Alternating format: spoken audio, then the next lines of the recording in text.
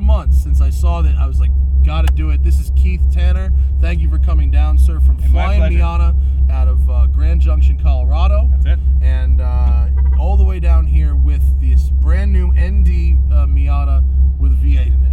That's the way it's meant to be. You guys have been in business for many years. I've heard your name for at least 5 years. We've been around longer than there have been Miatas. Have you really? Yeah, we have. What were you flying Capri before or something? We were a Porsche, Audi, Volkswagen service shop. Oh, that's so funny. One of our customers brought in a Miata in '89 and said, you got to check this out. And the boss bought one and put a turbo on it with 1,800 miles on the car. And that was Flyin Miata. And Flyin Miata started, yeah. That's a crazy story. That's awesome. I love that. So this is the new Miata. Everyone, you know, the new MX5. Everyone's about it. And of course, you guys straight to the V8. We knew it was going to have to happen. You know, we're working on 4-cylinder stuff as well, and suspension, everything else. But everyone wants to see the V8. So this is an LS3. It is with some basic modifications to it. Different cam you mentioned. Yeah, it's a crate engine that GM sells. It's called the LS3 525, which is horsepower. Horsepower at the crank. Horsepower at the crank. And you said this car weighs 2,600 pounds and makes 450 at the rear wheels. Right around there, yeah. This is gonna be awesome. Let's go. I gotta see what that's like.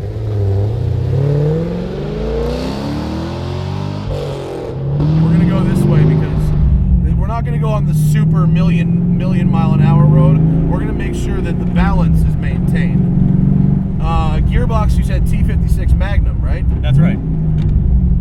Oh, the sound is the whole drivetrain is built for Let's put the windows up so we can get audio while we're going. The whole drivetrain's built for this, right? It's built for a 4,000-pound car, so it's completely understressed, which is kind of nice.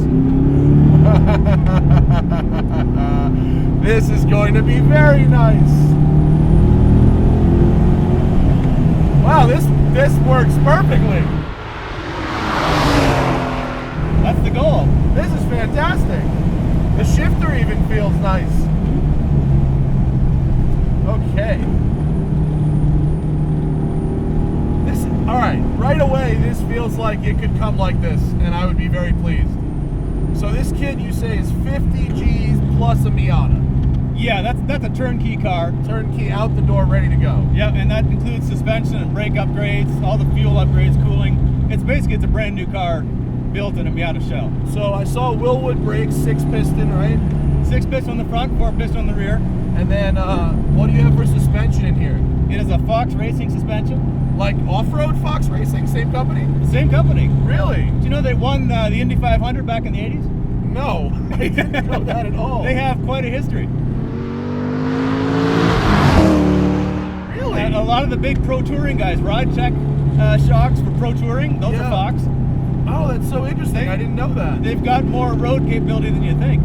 I guess so, because what you haven't done is ruin the ride. It still rides very nice. Well, the guys at Fox understand our philosophy that a suspension has to move to work. Yeah. So I completely agree with you. We're big believers in suspension travel. It has to suspend. Yeah.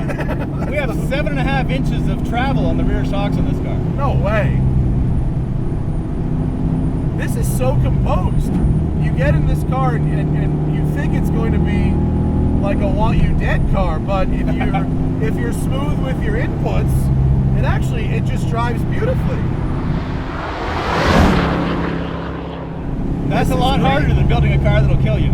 So you said this is roughly the same power to weight as a new Z06. Roughly, yeah. We're sitting on right about 5 pounds per horsepower. And there is no traction or stability control. No, that's up to you. My right foot. We call it organic traction control. Driver mod. It's got a lot of mechanical grip. We've worked hard on getting that down. Yeah, you said you've got basically the biggest wheels and tires you can fit on a Miata, right? Yeah, as much rubber as we can squeeze under here without everything rubbing on everything. That's no bueno. The diff comes out of a Camaro. It's a real positive traction. What's the final drive? Oh, it's either a 3.4 or a 3.7 on this car. I forget which. Dude, it's so like nice and balanced. This is great. That's the beauty of starting with a Miata. You've got such a great canvas to start with. And how much more does this car weigh than a basic Miata?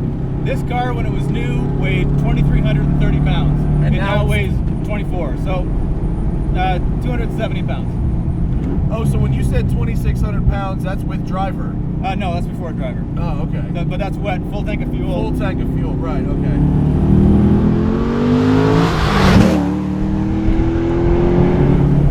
Wow, there is a lot to like here, Keith. This is very good.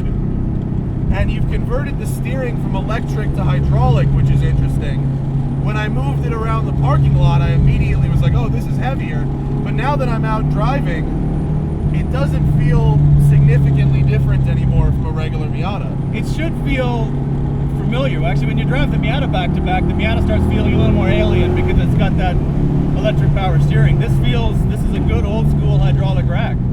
It's what we've been used to for the last 30, 40 years. I mean, the idea of fitting a big V8 into this is, decades old. The Cobra is the go-to, but this is just lovely. Oh, that's going to be a problem on the way back, isn't it? Well, the blues aren't a new idea either, but there's still lots of great blues music being written. Why should it be any different with cars? Touche. It's just got such a wide power band. You can rev it or not rev it. It kind of doesn't matter. Yeah, it's all the torque all the time. And it's not insanely loud either. It's loud enough that, I know there's something going on back there, but it's not shouty. No, and that's the guys who are buying these things. They're not looking to drive them for 15 minutes at a time and put them away. This is the sort of car. A lot of our customers who buy these V8 cars, they're driving them across the country. So I could daily this car. Yeah. My only problem with Miatas is that the window switch placement down here bruises my left knee. Right. That is the only thing that would keep me from dailying one of these. You could probably swap in the door panels from the Fiat because it's the same door. So. Oh, really? Is the switch different. moved? What's red line of this thing? 66. I haven't really had to go anywhere near it so far. There's just so much torque. This thing's got more than 400 foot-pounds of torque from 2,800 to redline. So 4,000 RPM with 400 foot-pounds.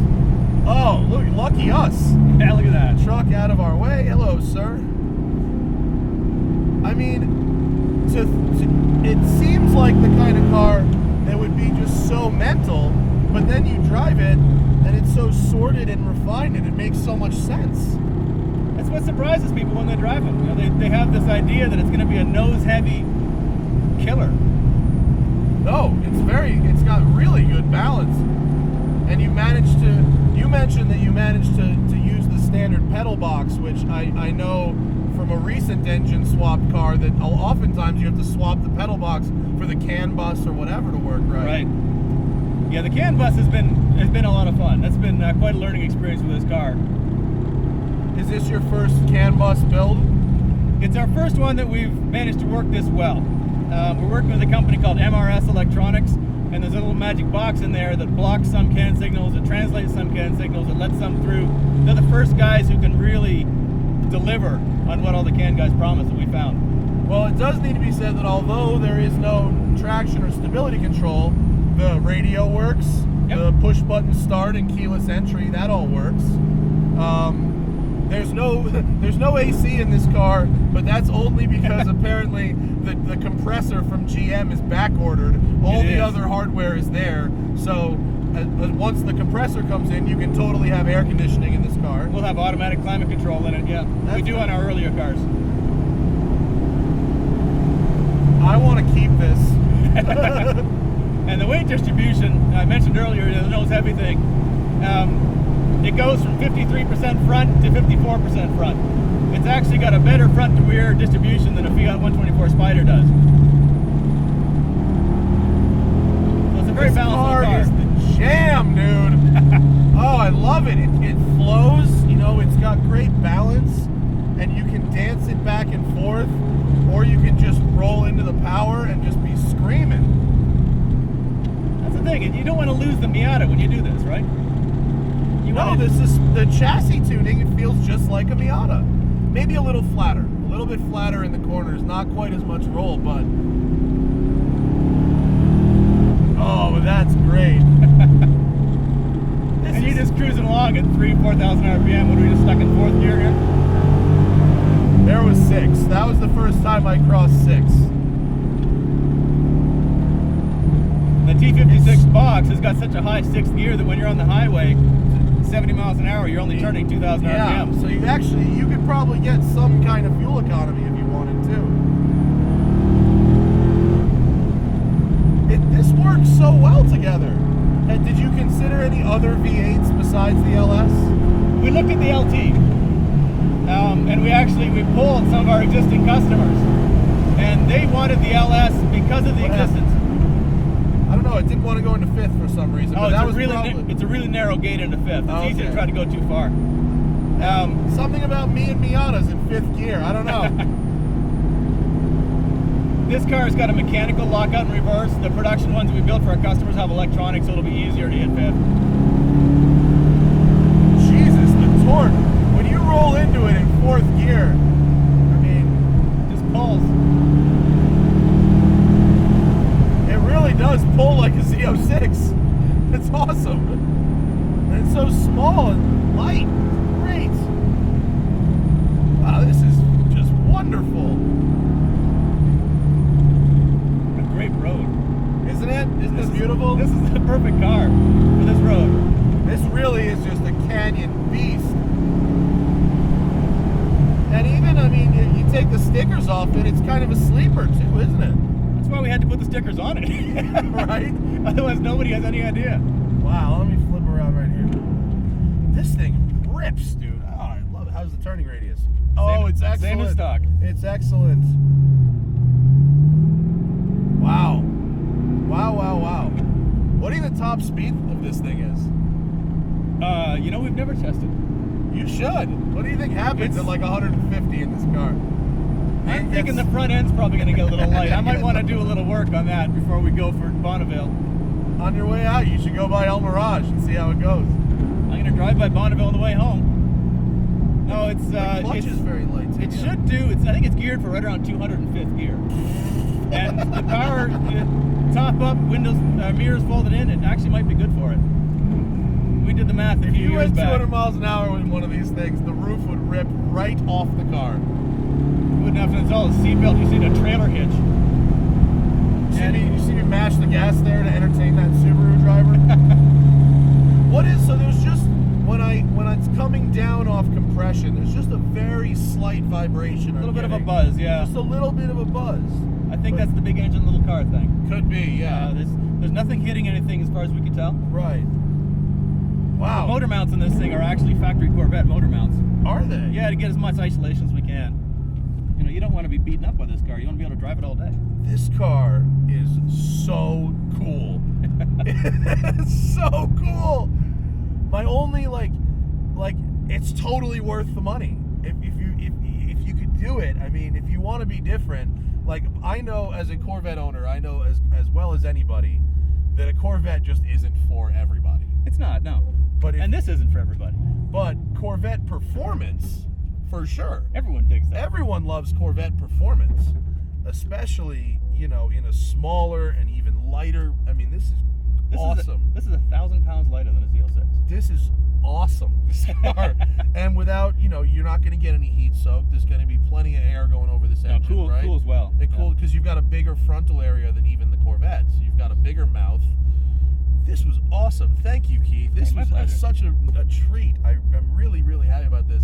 Is it FlyinMiata.com? That's the one. Plug it all. FlyinMiata.com, Instagram, Facebook. Yeah, we're on Instagram. Everything's Flyin Miata. Okay. Flyin Miata on Instagram. Search for Flyin Miata on Facebook. They do suspensions. They do turbo kits, supercharger kits, engine swap kits. If you've got a Miata and want to make it go fast, this is what we do. This is the best game in town. And holy hell, if you've got 75 grand and you want the ultimate sleeper, yeah, right here. This is the jam. Thanks for watching. Thanks so much for coming, and we'll see you guys later.